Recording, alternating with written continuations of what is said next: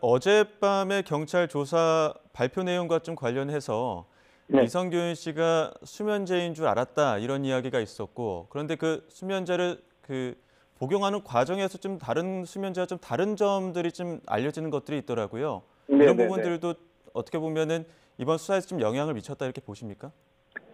일단은 어제 경찰 조사 내용과 관련해 보도된 내용에 따르면 이 씨가 그 빨대를 이용해서 어떠한 성분을 흡입을 했는데 수면제인 줄 알았다는 취지로 진술한 것으로 보입니다. 사실 어느 정도 정황 사실을 인정할 수밖에 없는 상황이었는데, 예를 들어서 경찰이 그동안 그 유흥업소 여실장의 진술을 바탕으로 나름대로 정황 사실을 조사해 왔습니다. 유흥업소 여실장은 이 씨를 자신의 자택에서 5차례 만났다는 취지로 진술했고, 마약 투약의 구체적인 시점, 횟수, 방법을 진술하기도 했습니다.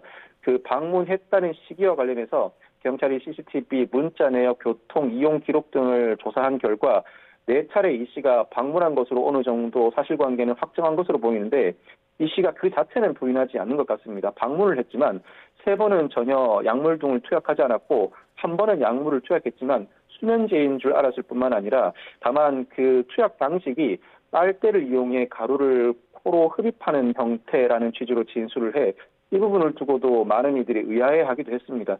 아마 통상적이지 않은 방식인 것 같은데, 그럼에도 불구하고 자신은 그 약물 자체, 즉 마약인 줄 몰랐다는 취지의 진술을 일관함으로써, 즉 무엇보다도 마약 정밀 검사에서 음성 판정이 나온 사실을 강력하게 제시하면서 마약 자체가 아니었다는 취지의 진술을 일관하면서 자신의 억울함을 강하게 호소해 왔습니다. 예.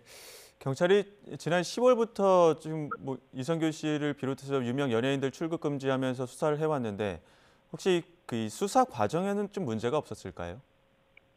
제가 볼 때는 그 마약 사건은 통상 유력한 제보자가 있고, 이 유력한 제보자는 이미 마약 투약 등의 혐의로 경찰 조사를 받는 인물인 경우가 많습니다. 유력한 제보를 해야 자신의 형이 감경되는 이익을 얻을 수가 있습니다. 다만 마약 사건은 그 특성상 제보가 사실이 아닌 경우도 상당히 많습니다. 제보가 있다고 곧바로 경찰이 수사에 나서는 것이 아니라 제보의 신빙성 여부를 여러모로 따져보는 과정을 밟게 되는데, 경찰 발표 내용에 따르면 제보 자체는 상당히 구체적이었다고 합니다. 그렇다면 내사와 입건 자체가 무리라고 보기는 어려운 것 같습니다. 다만 조사를 진행하는 과정에서 무엇보다도 이성균 씨나 지드래곤 씨 등 대중 인기를 바탕으로 살아가고 있는 유명 인물들이다 보니 상당히 과도하게 수사 내용이 유출된 면은 있는 것 같습니다. 예를 들어서 마약 투약 혐의와 직접적인 연관성이 없는 이성균 씨나 유흥호소 여실장 간의 구체적인 문자 메시지는 굳이 보도 필요성이 있는가 의아한 부분입니다. 그 문자 메시지가 노출됨으로 인해 이승균 씨가 상당히 더 큰 부담을 느꼈던 것 같습니다. 자신의 혐의가 무혐의로 종결된다고 하더라도 대중, 무엇보다도 가족들에게 고개를 들 수 없다는 생각을 하게 만든 이유 중에 하나였던 것으로 보이고, 수사 과정에서의 문제, 즉 수사 자체는 문제라고 할 수 없습니다만 언론에 지나치게